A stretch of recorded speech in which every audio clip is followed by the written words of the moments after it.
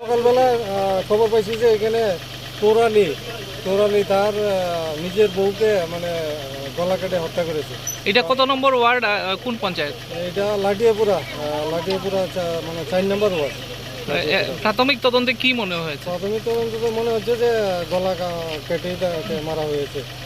এখন আমরা FSL team এসেছে, এখন তদন্ত চলছে।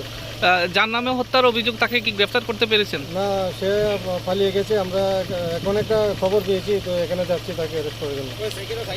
মাইয়া পড়া আননি তাইরে পড়া দিয়ে কিন্তু